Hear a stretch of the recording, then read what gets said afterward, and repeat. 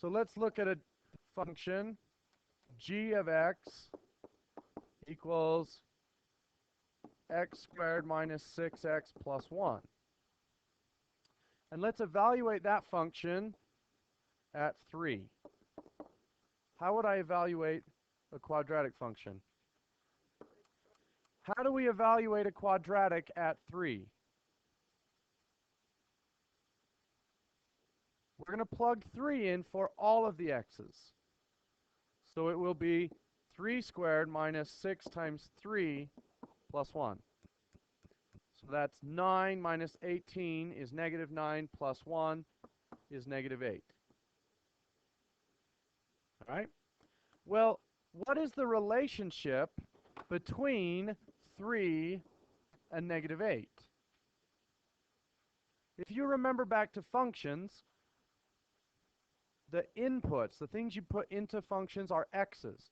So this says when x equals 3, that means y equals negative 8. You put in 3, it spits out negative 8. So if we were to graph it, what is the significance of the point 3 comma negative 8? And what is it about 3, 8 that's important? 3, negative 8 that's important? It's a point on the graph. So if I were to graph this, and it would look like, I don't know what it looks like, but something like this. Actually, that's not true. I do know what it looks like. It looks like this.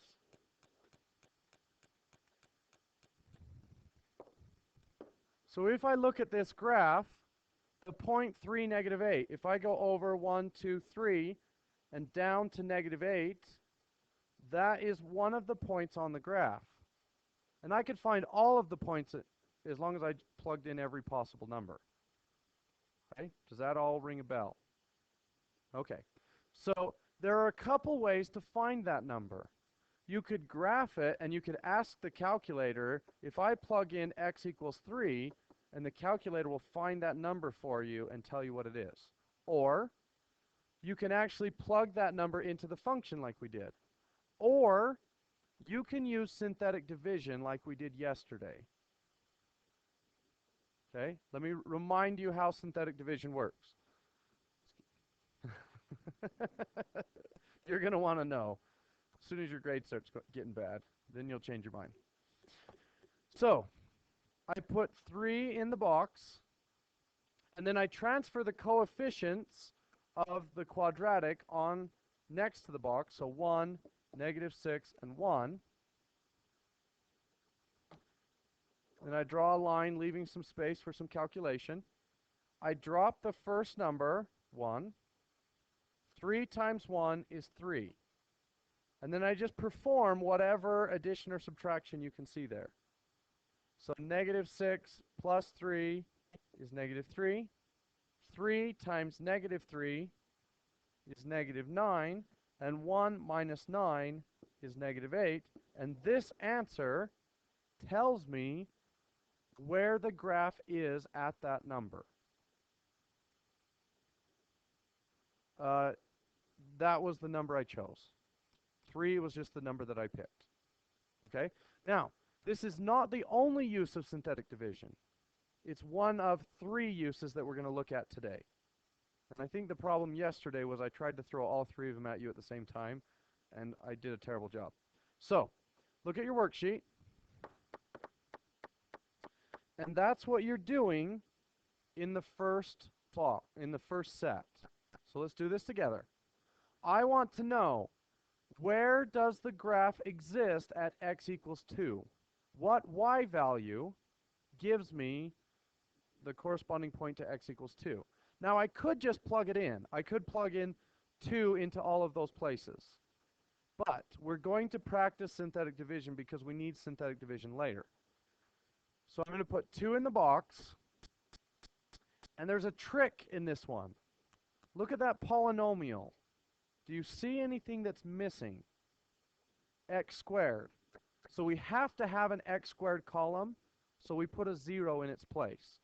So my coefficients are negative 1, 0, 6, and negative 7.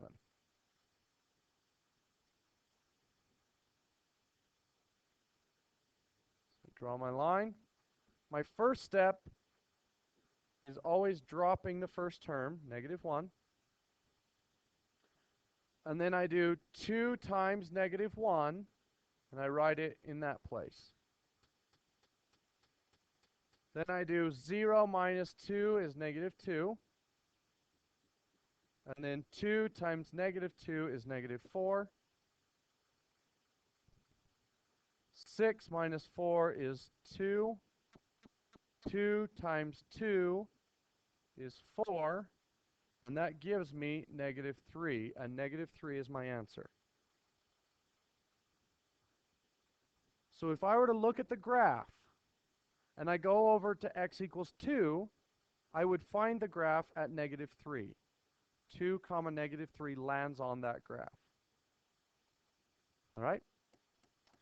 Let's try number 2 together. So 2 goes in the box. Am I missing any variables? No. So 1, 1, negative 5, negative 6. I drop the first number. 2 times 1 is 2. 1 plus 2 is 3. 2 times 3 is 6. Negative 5 plus 6 is 1. 2 times 1 is 2. Negative 6 plus 2 is negative 4. So I know that the value of the function at 2 is negative 4.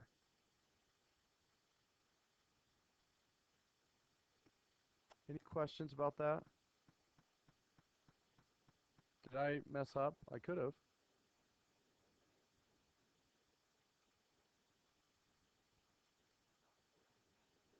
Okay, it wasn't me, it was you? Okay. Are we pretty confident with that? Think we can finish the rest of that section? Okay, let me show you what else synthetic division is used for. Okay?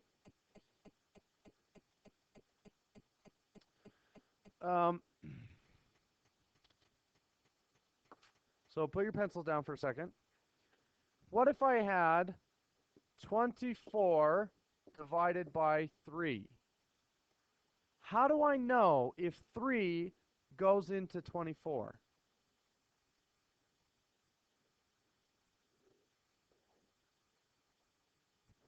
Yes.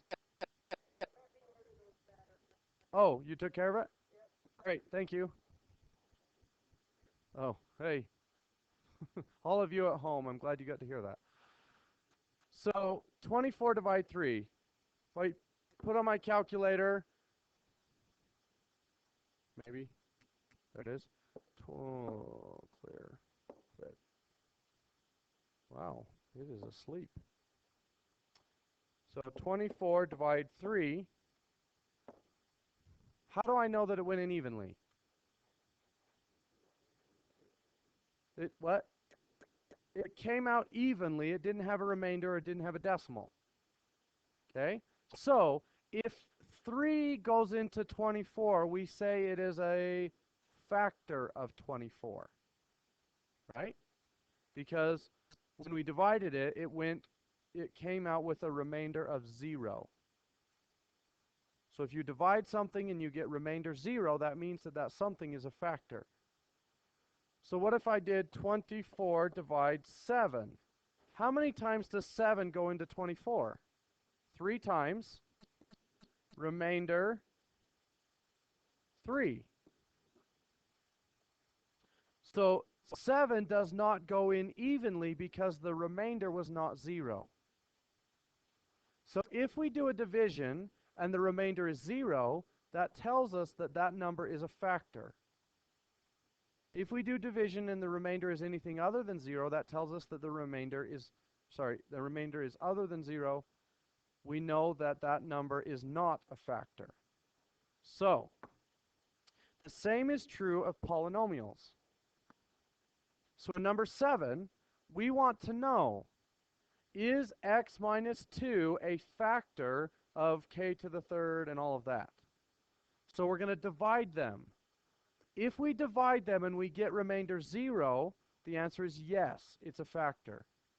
If we divide them and we get a remainder of anything other than 0, the answer is no. The only trouble is, when we do synthetic division, we have to put a number in the box.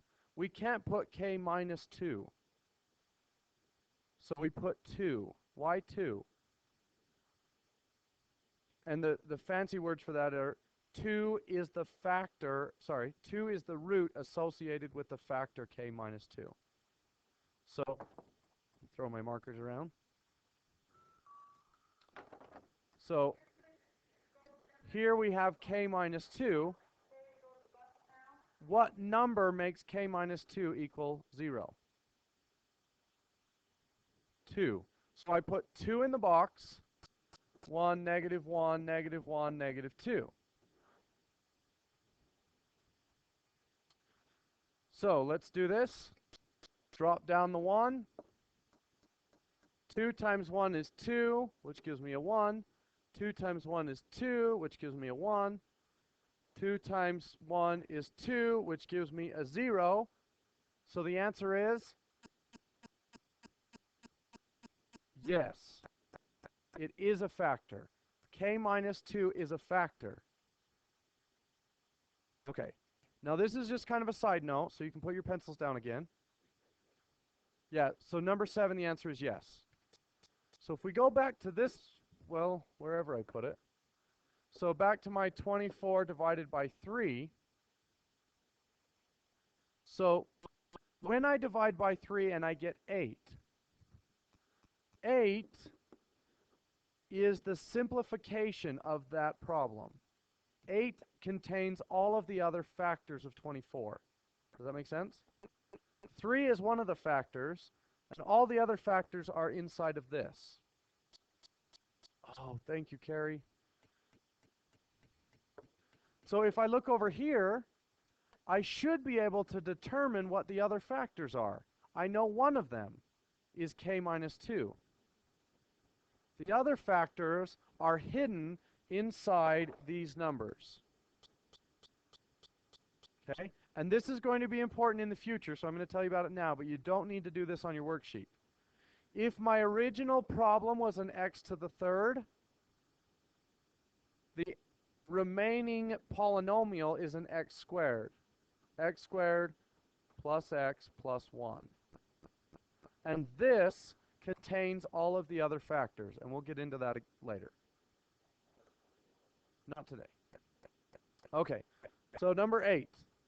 Let's test to see if b minus 7 is a factor of that polynomial. So what number do we put in the box? So 7 in the box, and then my numbers are 1, negative 8. Am I missing any variables? I have a 3, a 4, a 3, a 2, a 1, and a 0. So they're all there.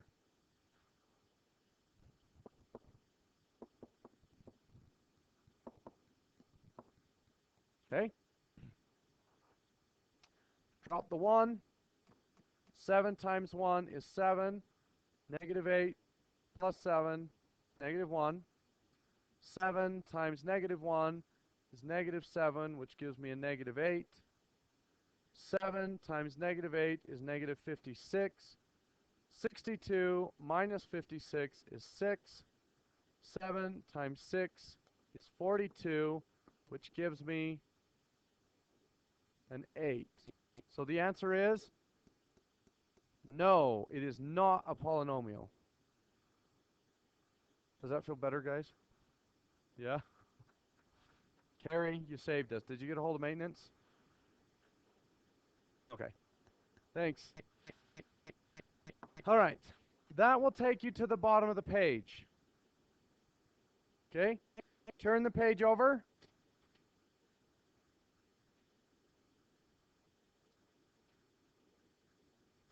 Let's go back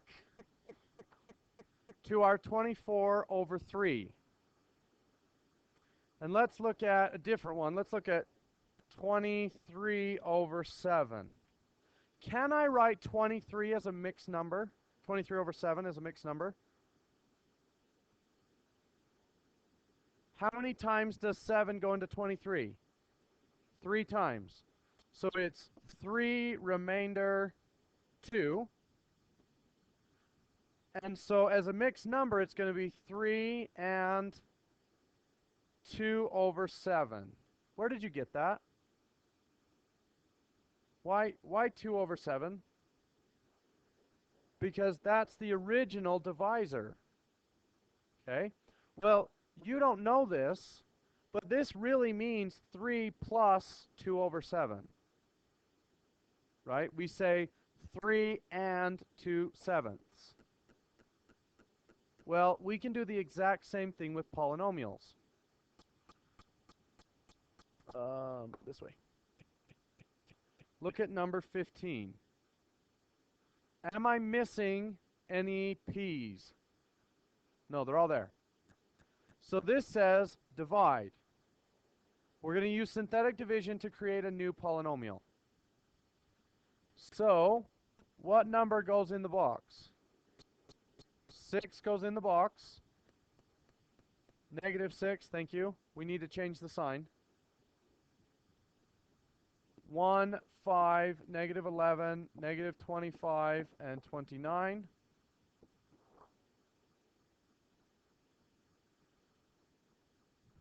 Okay.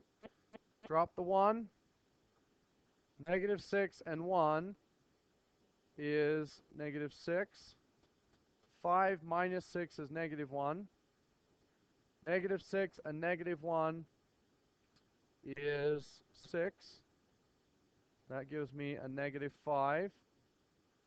Negative 6 and negative 5 is 30, which gives me a negative 5. Negative 6 and negative 5 is, that's positive 5, I'm sorry. Negative 6 and positive 5 is negative 30, which gives me a remainder of negative 1. Now, on this part, you do need to write the polynomial. So, my original polynomial started with p to the 4th. Once I divide it once, how big will the polynomial be? P to the 3rd. It'll be one number lower than the original polynomial. So this is p to the 3rd minus p squared. So I use that number and that number. Minus 5p plus 5. And how do I deal with my remainder?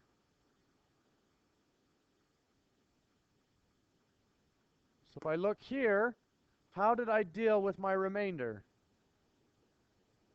I put plus the remainder divided by the original divisor. So, sorry, have I made a mistake?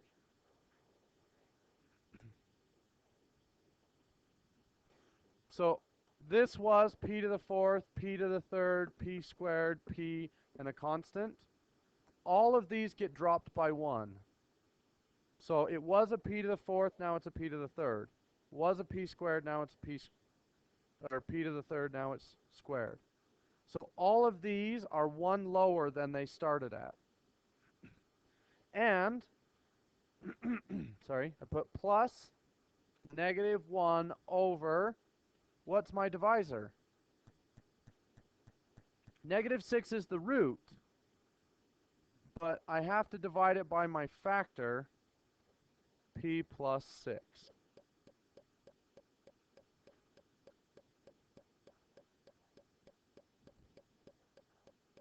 What's that?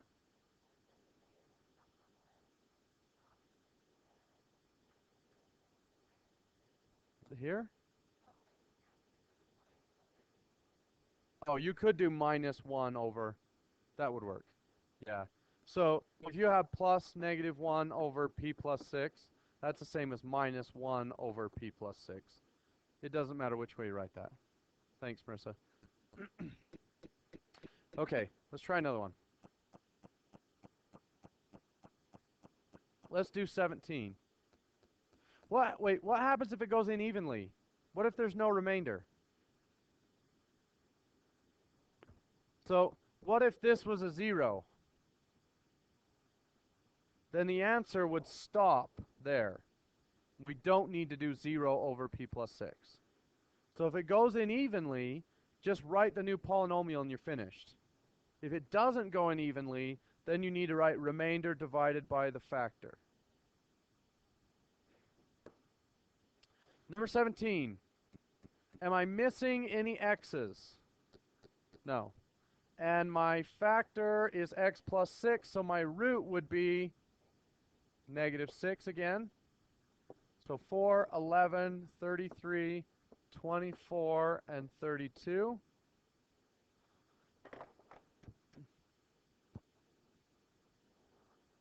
Where did I what? Oh, sorry. It's x to the 4th, so it should be a 1. You guys will keep me straight. So drop the 1. Negative 6 and 1 is negative 6. 11 and negative 6 is 5. Negative 6 and 5 is negative 30, which gives me a 3. Negative 6 and 3 is negative 18, which is 6. Negative 6 and 6 is negative 36, so my remainder is negative 4.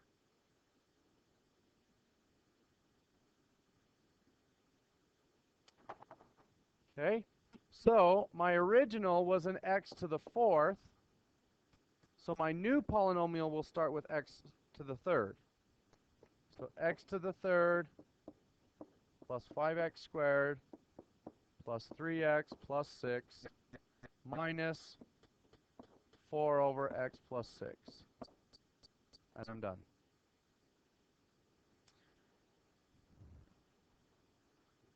So your homework today is to finish this worksheet.